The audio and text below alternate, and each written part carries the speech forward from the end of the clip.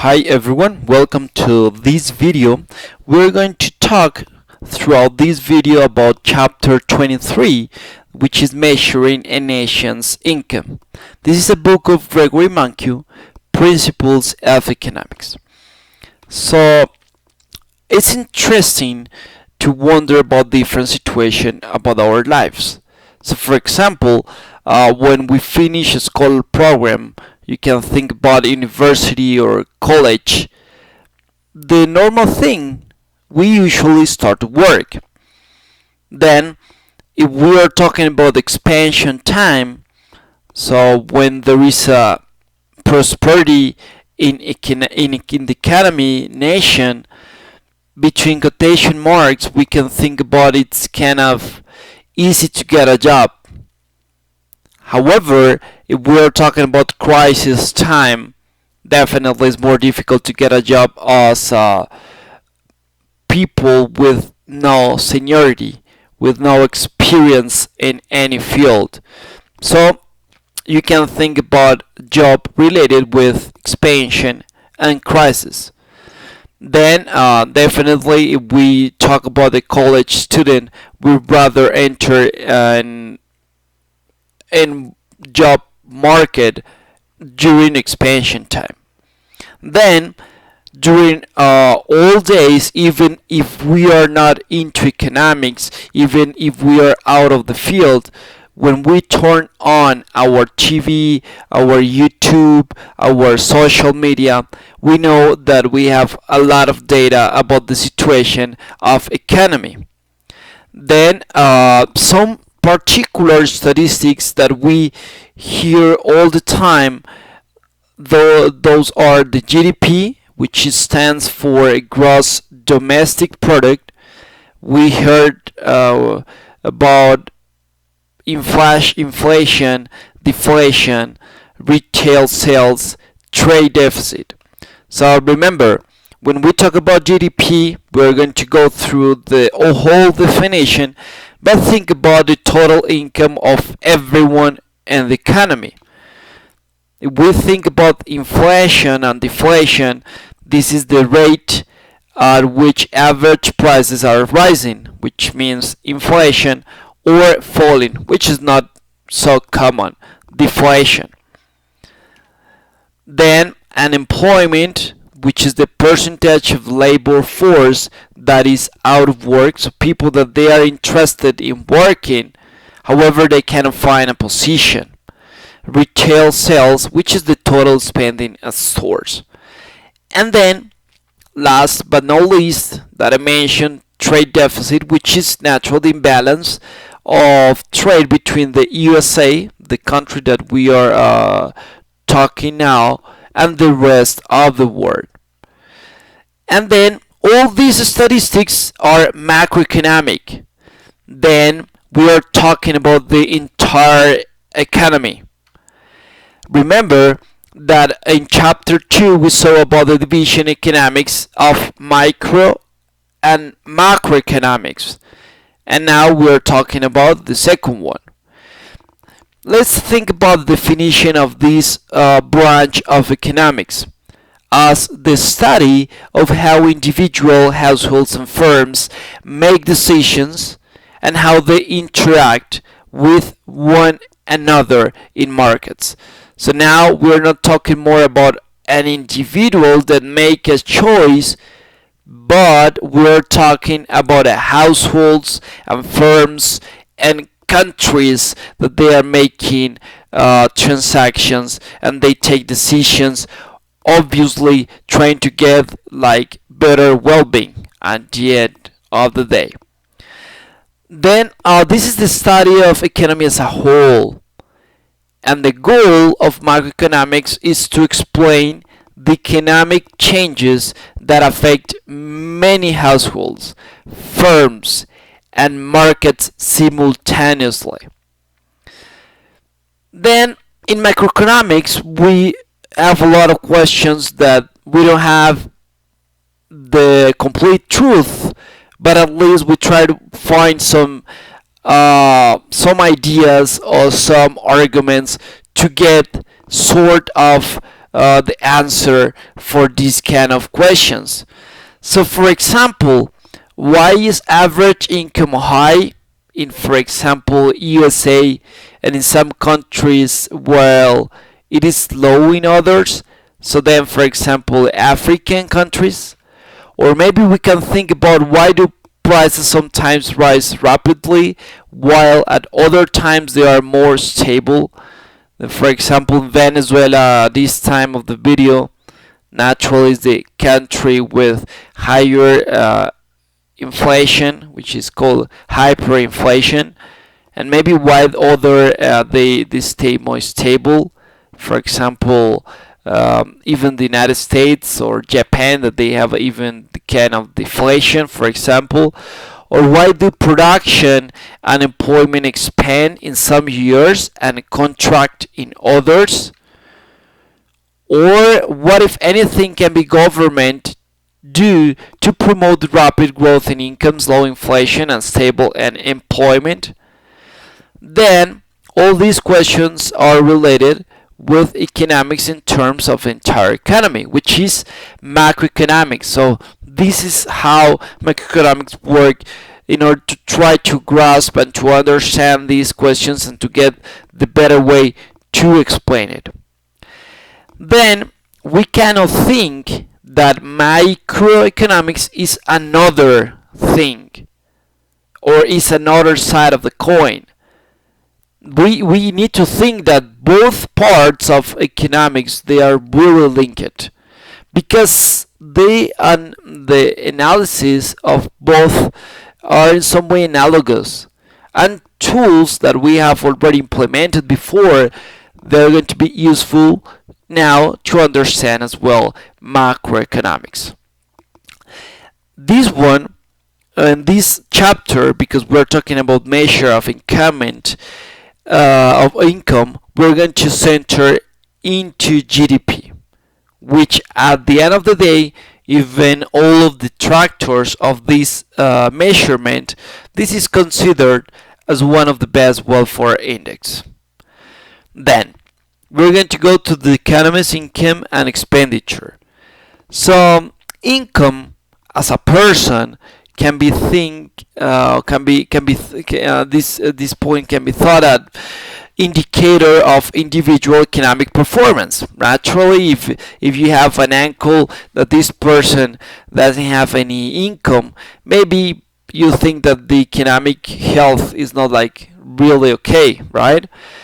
Then in some way, high income, you can afford life's necessities and luxuries. So maybe you can have a better well-being, because at the end of the day you can reach better housing, better healthcare, even fancier cars, better vacations, better girlfriend. I'm kidding, but etc. Different stuff that you can get. Then GDP, we can think about the first measure of economics performance. The GDP measures two things at the same time. First, you can think about the total income of everyone in economy, and at the same time, the total expenditure and economy's output of goods and services. And we are going to see why. For an economy as a whole, income must be equal expenditure, because the part or the situation is like income and expenditure is the same, because every transaction has two parties, buyer and a seller. So for example, if you have a person in the grocery store, an owner, that this person is receiving money, which is income, it should be at the end of the day the sum of all people that they're spending at that grocery. Then every dollar of spending by some buyer is a dollar of income for some seller.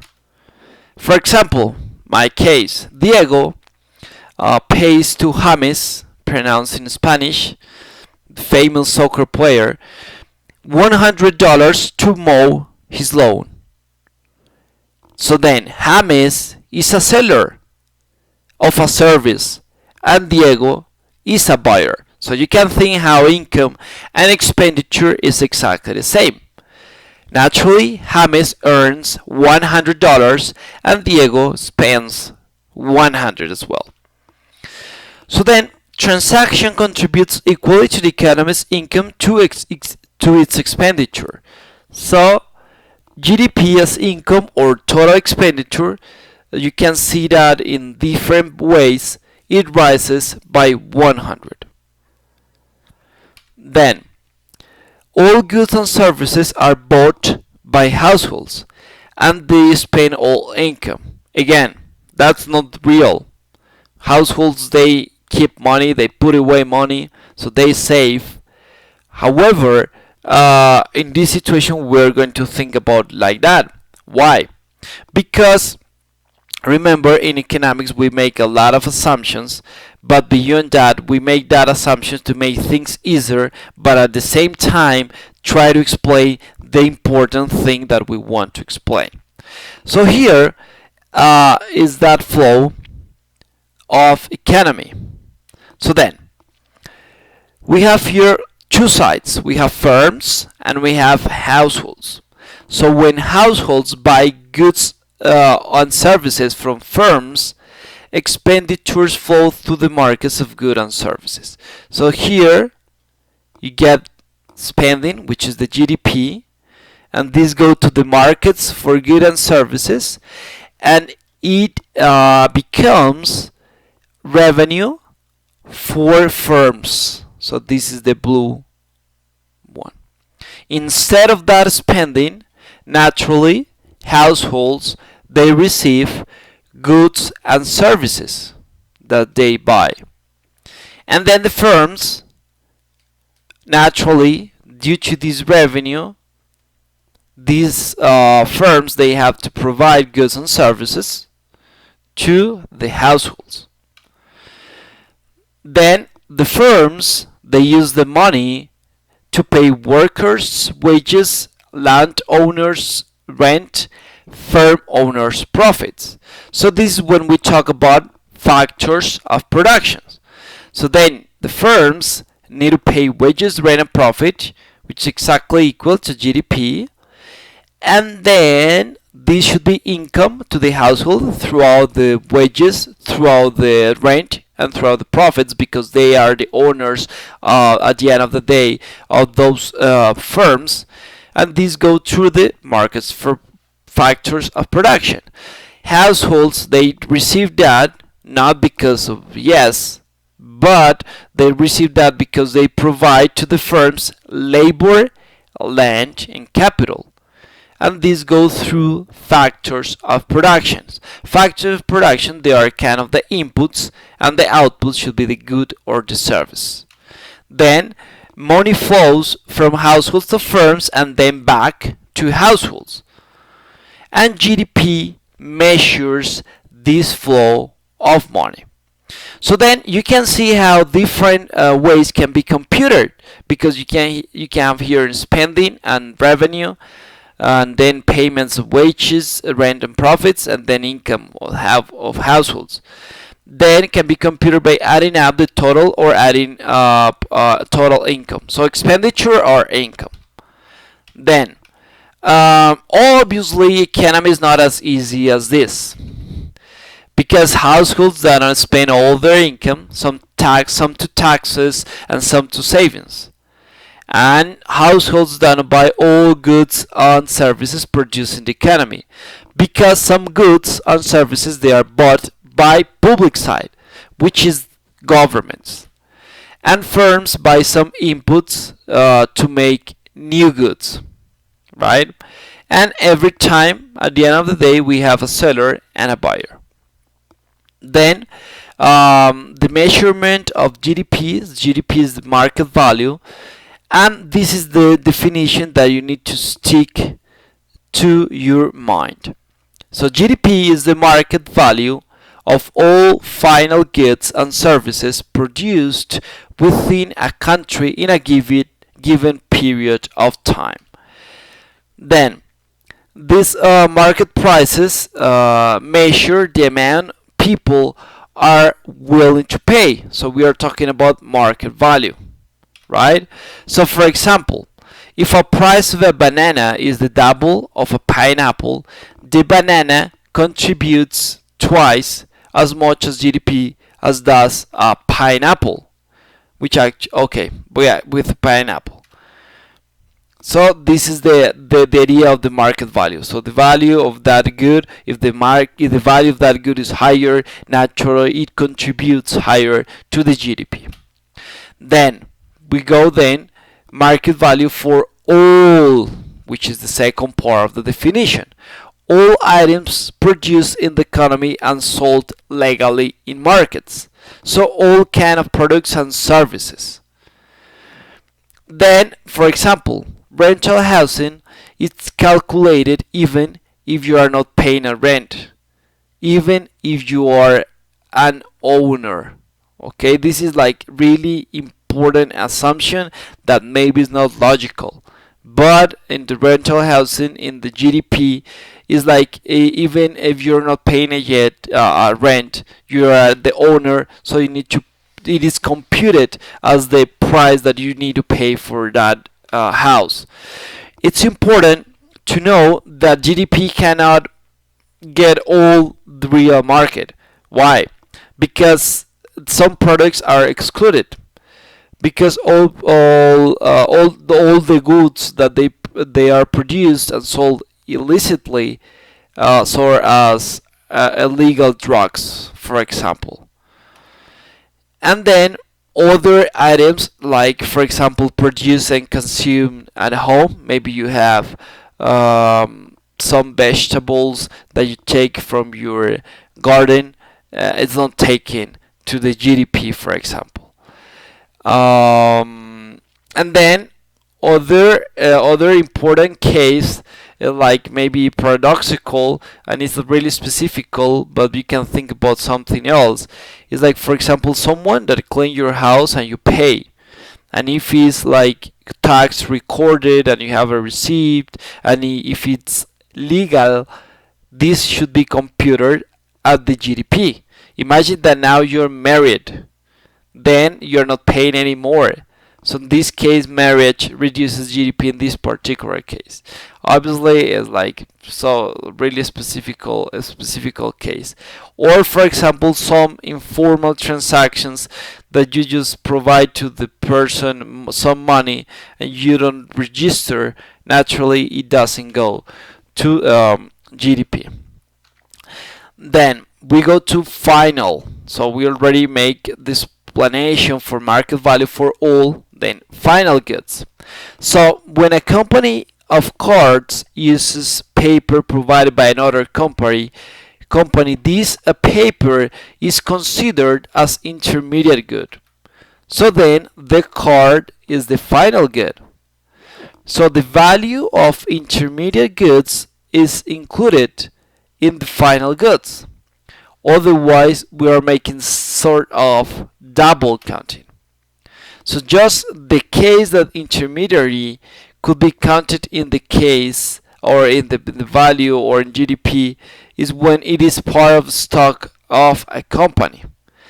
Then, when the good that contains the good was counted before, naturally it is subtracted from GDP.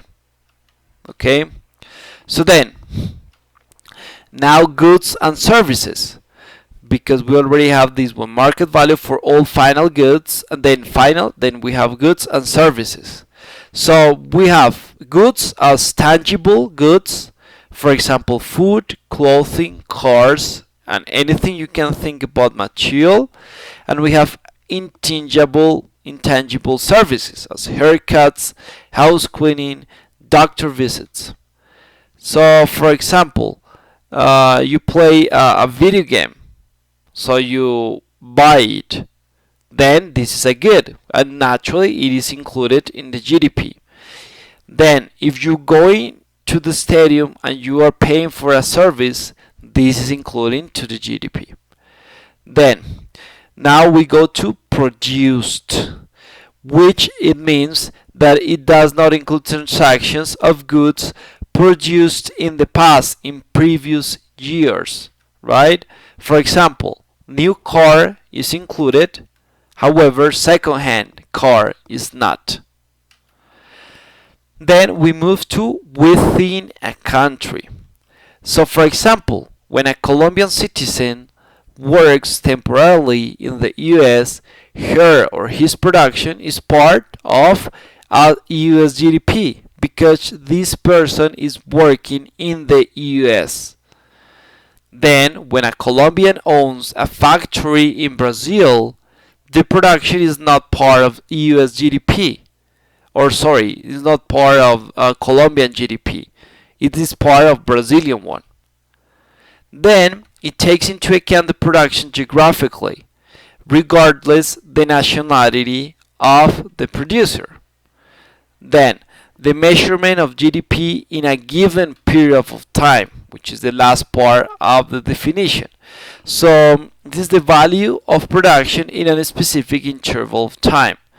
Usually an interval is year or a quarter, which is 3 months. Then it's important to know that it contains some adjustment of seasonal situation. So then, for example, in December holiday, then it can be compared the real variation. So it rolls out those seasonal situations that obviously make expansion of the GDP each December. So the GDP excludes these kind of changes to compare the real variation. So via income, via expenditure, the result is almost the same.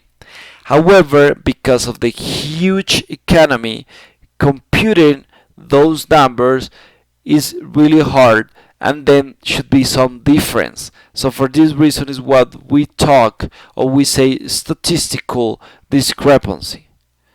Then the components of GDP. So we already have the definition of the GDP, so we're going to go through the mathematical formula or all the components of GDP. So then, for example, same family buying a meal, and then we have the Chevrolet produce some car, or we have a navy procuring a submarine, or we have a British Airways buying an airplane from Boeing. So those different transactions is what we talk about the components of GDP. So then, GDP we say as Y mathematically. So when some family buy a meal, we can think about consumption. Maybe we can think about investment, about when you are acquiring some maybe some machine or something for make production, and we have here the government purchases navy, thinking about the public, they are buying a submarine, and net exports, maybe for example transaction between two different countries, they are making some purchases. So then this is the equation for GDP. Y, so which is the GDP, is exactly equal, so should be an identity at the end of the day, consumption plus investment plus government plus net exports. Then, and must be held by the definition of the components, right? So then, it's important to know other measures of income that we will see in some parts, but they are not really used more than the GDP, which is the father. So first, gross national product.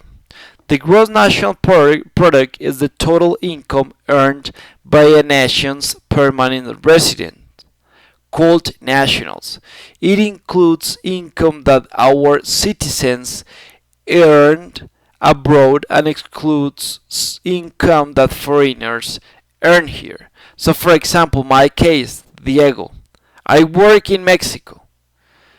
My production makes part of GNP, so gross national product of Colombia, which is my home country, and GDP of Mexico. So in some way, GDP and GNP, they are kind of close. we move to the net national product, which is the total income of a nation's residents, so GNP, minus losses from depreciation. So depreciation is the wear and tear on the economy's stock of equipment and structures. So for example, car, trucks, or computers. You know more than anyone that when you buy a car from a brand new car, 0 kilometers, and then you are going to sell it next year, the value of that car should be less than now. So then this is what we call about depreciation. National income is the total income earned by a nation's residents in the production of goods or services. This is almost identical as GDP, with just difference in data collection. So it's another way, so this is like a statistical discrepancy. We have now personal income, which is the income that households and non-corporate business receive. It excludes retained earnings. So remember, the retained earnings are the income that corporations have earned but have not paid out to their owners. So then it subtracts indirect business taxes as sales taxes, contributions for social insurance, social security taxes. Then the interest income that households receive from their holding of government debt, income from transfer programs, welfare, and social security. So this is all deducted from personal income. The other one, disposable personal income, which is the income that households and non-corporate businesses have left after satisfying all their obligations to the government. Then it is equal to the personal income minus personal taxes and certain non-tax payments. Obviously, they always tell the same story about economic condition. If they are going well, usually economics is going well. Then going well too. Then we have first component of GDP. So we're going to go to all these 4 components. So then consumption, this is the spending by households on goods and services. This is really important, this assumption, because it's really confused. It does not include purchases of new housing. We are talking more about durable goods as automobiles and appliances, and non-durable goods as foods and clothing. We have intangible items as services, so the most popular like haircuts or medical care, even education. Then this is the part of consumption. Then we're going to talk about investment. So then investment is really interesting because it's not what we are used to talk about. So this is more about purchase of goods that will be used in the future to produce more goods or services. The common example is capital equipment or inventories or structures. Here we have the new house. So for computation in macroeconomics, when you buy a new house, this is not computed as consumption. This is investment. So then, for example, when Apple produces a computer and adds it to its inventory instead of selling it, Apple is assumed to have purchased, between quotation mark, the computer for itself. So we are talking about inventory is investment. If you sell it, naturally it could be in the part of consumption. If not, if it is not sold and you have this one stock, this is the part of investment. So then, once this good is sold, the inventory is negative and the positive consumption for the consumer make the result 0 for the next year.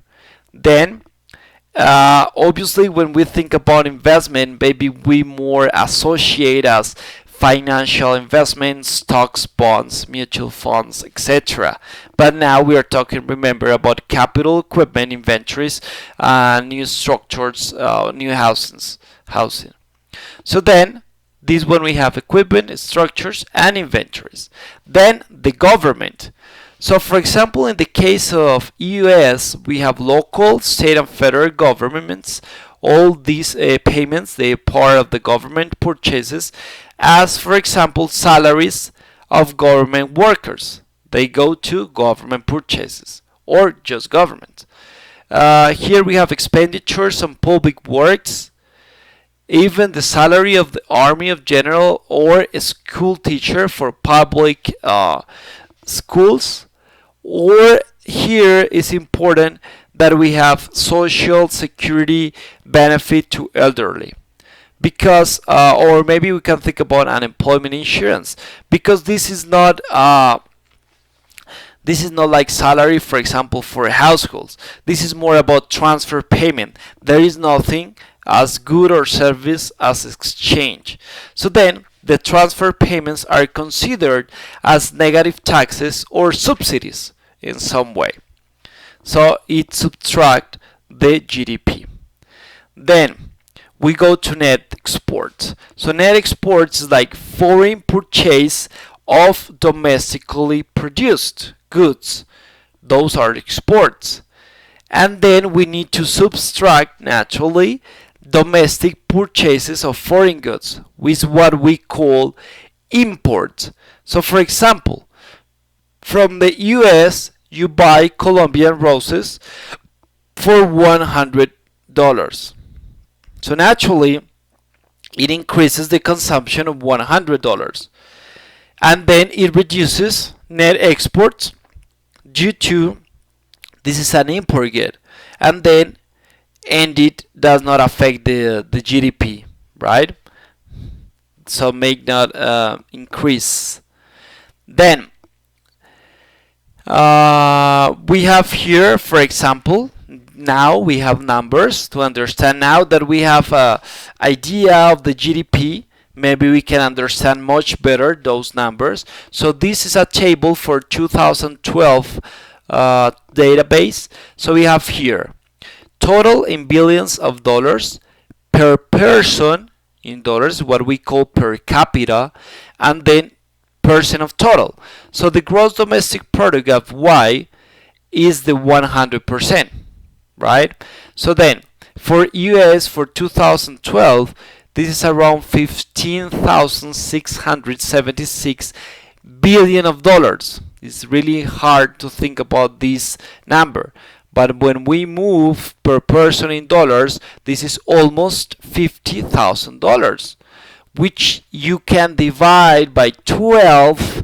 So then approximately, so we are talking about what, $4,000 something, $4,000 per month, that on average a person receive in United States. And this is the breakdown of this value is consumption 71%. So the component that make most of the part of GDP is consumption with 71%. So the consumption is this one. Those are the values. For investment, we have 13%. For government is the second component most important in GDP, and then exports -4. How come? Because this is a net importer, US, so buys more from abroad that they are selling to the rest of the world. And remember, this per person is just dividing this value by 314 millions of people. Then, this is really crucial to continue. Now we already know about GDP. Now you have heard about two different GDP, real and nominal. So we're going to understand the differences. So if GDP increases from one year to another year, then we have two possibilities.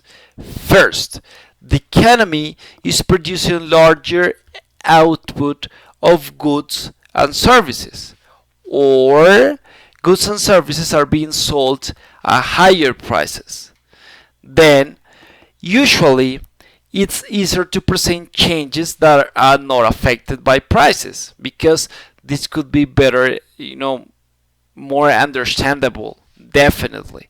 So real GDP is like some prices of a specific year is considered as a base, and you just value the quantity produced during a specific year, not with the current value, market value. You value it to or with the base year. So then we concentrate just in changes in production, which is really matters. Then a numerical example to warm up, to understand a little bit better about that situation.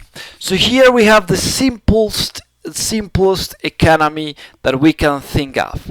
So here we have 3 years from 2013 to 2015, and then we have two goods, hot dogs and hamburgers. So here is the price of the hot dogs. So in 2013, a hot dog cost $1. But if I buy it in 2015, it costs $3. And then during this year, 2013, it was sold 100, then 150, and then 200. And here's the same explanation for hamburgers, prices and quantities. So then it reflects prices of goods, services. So GDP and GDP real should be 100 in the base year. Why? Because we are valuing, remember, the quantities on the same year as the base, so naturally it should be the same. Then here we have the calculation of nominal GDP. So how we're going to proceed? Then we're going to multiply the price of hot dog times the quantities plus price of hamburgers times quantity of hamburgers. So the value of GDP, the nominal one, should be 200 for 2013. And then for 2014, 2 times 150 plus 3 times 100, and the last one 3 times 200 plus 4 times 150. And here you see, okay, there is an important increase, but then it's important to know that despite of increasing the quantities of those goods, you can see this increase as well provided or represented by an increase of the prices. So this is why the real GDP focus more on the real value and the really thing that matter, not just because price. So here we take base year. Why 2013? Doesn't matter. You can take the next year or 2015. Just you take by base year.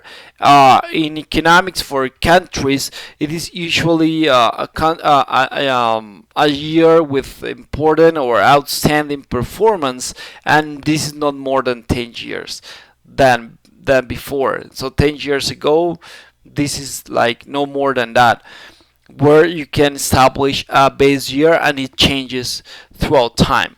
So here we have through 2013, which is the base year. So you take 1 times 100 plus 2 times 50. And here is the difference. Instead of valuing by the price of 2, which is the price of 2014, you value it with the time, or with the price of base year, $1. So $1 times 150 plus 2 times 100. And then this is the value of the GDP for 2014 and then 2015. As you can see, the main difference is like it decreases. Why? It's not because GDP decreased.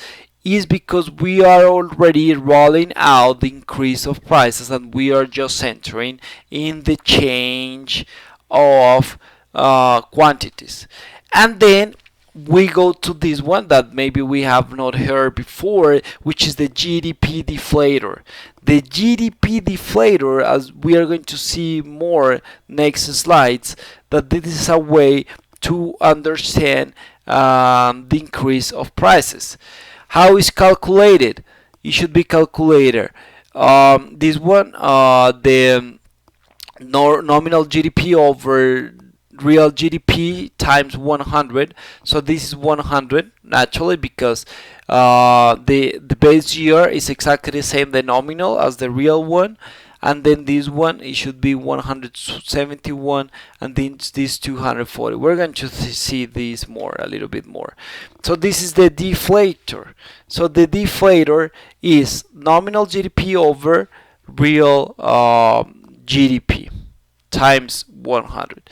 If there is over 100, it means that the prices, in this case, naturally there is kind of increase in some way, and it's going to be as input for the inflation. Then the GDP deflator. So we already have this one, which is the equation, and now we know that the quantity produced in the economy rise over time and prices remain the same, which is the idea of nominal and real GDP. Well, it grow at the same time. So GDP deflator is a constant, okay, because we are trying to measure in some way the changes. So what about prices? So prices rise over time, but quantity produced remain the same. So nominal GDP rises and real stay the same. So deflator rise, which is the case that we have seen. So then deflator. So the point that we have here is like deflator shows what happened with prices and no quantities, right? So for example, this case, when we say that prices remain the same, so we are saying that this one is going to be a constant. It's going to be 100, and then deflator, the deflator we have shows what happened with prices and no quantities. So for example, this is our case, and we can take these values as the input for the inflation. So the inflation rate is the percentage change in some measure of the price level from one period to the next. So inflation rate in year 2.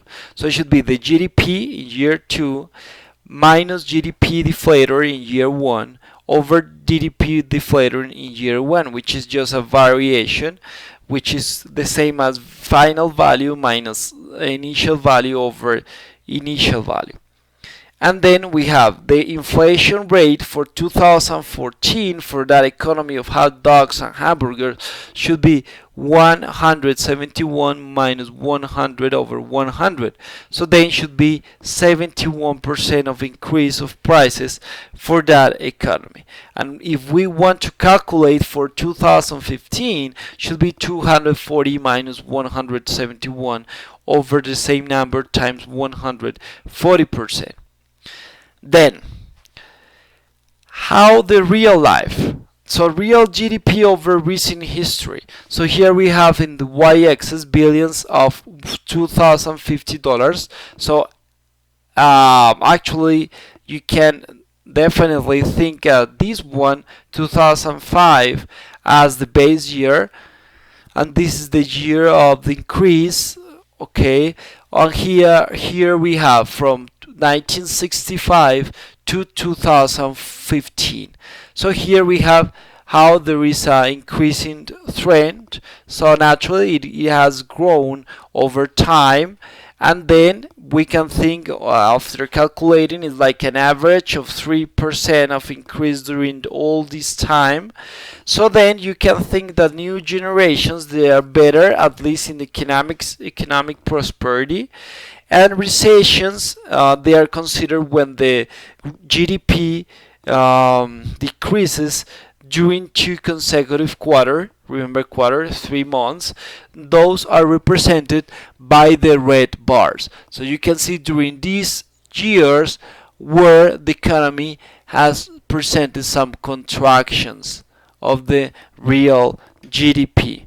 So then, when we talk about recessions, we are talking about first, lower incomes, more unemployment.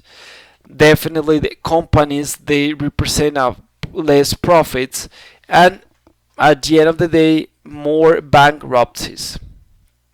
So then, here we establish a question that is really interesting.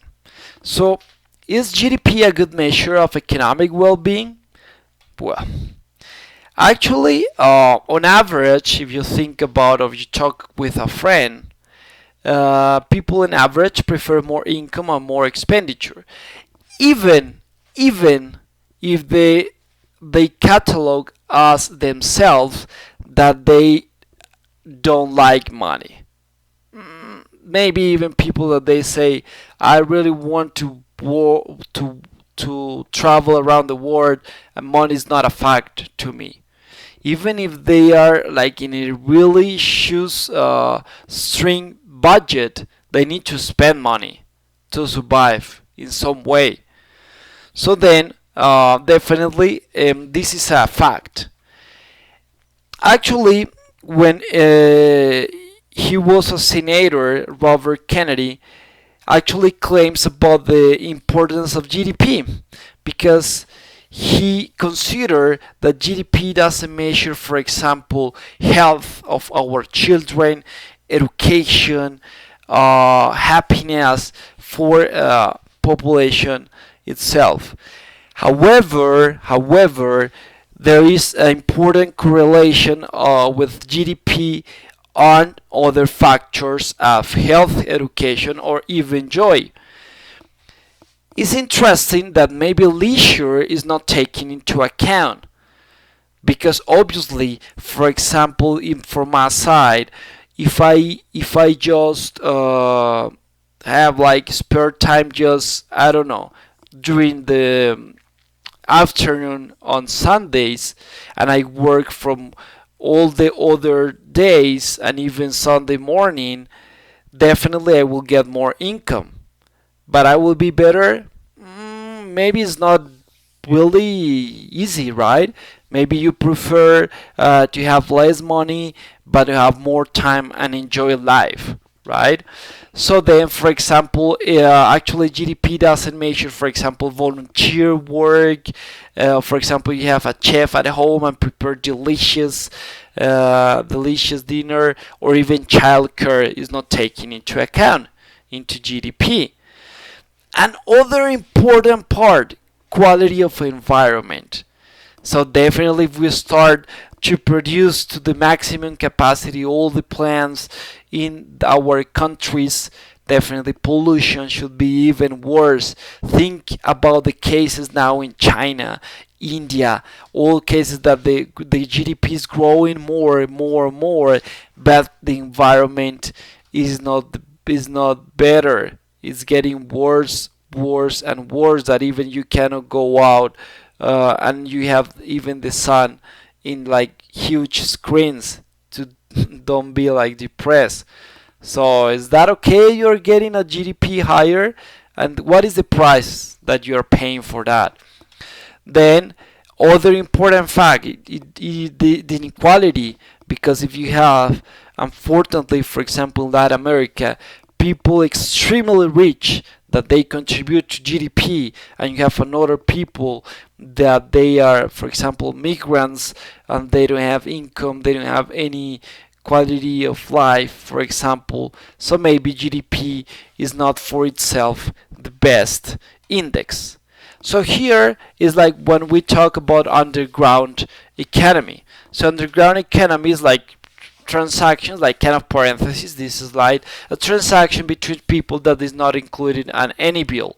Naturally, the underground economy is more in those countries that they are considered as poor countries, as for example Bolivia, Zimbabwe, Peru, Thailand, Mexico. If you move to countries with higher GDP, you think that the underground economy is not part of the GDP. So then at the end of the day, those transactions are not counted for the GDP. So for example, US GDP is like 12 trillion in 2004, and around 6 to 20% transaction out of this number is getting for the underground economy. So here is another parenthesis about the international differences in GDP and the quality of life. So here we have different countries with different realities. So here we have like three most important countries that they perform better economically. So we have here the real GDP per person. This is report for 2011, and here we have the relation of life expectancy, the average years of schooling, and the satisfaction with water quality as a percentage of populations. So naturally, the countries with, for example, the other side of the coin as Bangladesh, with just the one the real per person per year is like $1,500. The life expectancy, you can see here, 10 year less than the United States. The average schooling's less than the half of the United States, and the satisfaction with the water is just 70%. So then you can see even GDP can obviously avoid some important facts.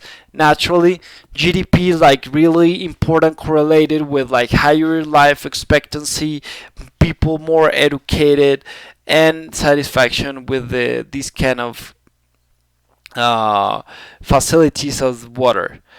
Then this is an important parenthesis about the measuring a macroeconomic well-being, which is naturally the measuring a success of a nation is difficult to find a substitute of GDP. Actually, David Cameron and Nicolas Sarkozy, former president of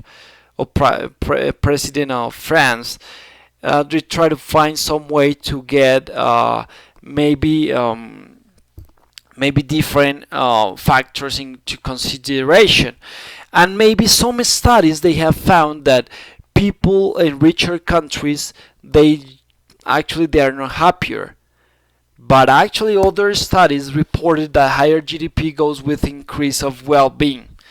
So obviously there is something to be really critical about it, because we cannot think that if just the GDP by itself is like really good index, because if that way I will start work everybody 7 days a week to get higher GDP. No, you need to make natural balance. So for example, some effort need to connect with inequality, leisure, and life expectancy to get those things together. And obviously it's something like really subtle, because for example there was a survey that asked to women about their happiness, and actually they say that now they're like less happy than before. But you need to go there and really understand that situation, because this is more related, because fortunately, so that's better, that women now feel free now. So maybe before they need to say, okay, no, I feel happy, just to be condescending with the question. But now they are free to say, no, I'm not happy now, and they have like higher parameter to be better in life. So then here we have like some sort of well-being index. So we have here again how the countries that they have higher GDP is kind of related with the well-being index. Just like maybe we have here that maybe Germany is not like GDP really close to US as per capita GDP index. However, the well-being is really close to 100. So then, as a conclusion, we have gone to the income of a nation throughout the GDP with its components: consumption, investment, government expenditure, and net exports. But this is just the starting point. First, we need to make the ground to make a really good base about the terms, what we are measuring. Then, because we need to start thinking about how to understand that index or that measurement in the short run and the long run, the changes that make during this spectrum of time. And then naturally, the important thing is not the questions, but is not the concept, but the questions that you can answer afterwards. Because we can wonder about why do we have GDP so high and GDP so low? Why we have higher growth during specific period compared with other period. So those questions can be answered in some way with these tools that we are going to develop during this book. I hope it has helped with your understanding of GDP and the start point of microeconomics. Thank you so much for watching my videos, even they are so long and sometimes boring, but I hope it has been useful for you. See you definitely in other video, and subscribe. Thank you so much. Bye bye.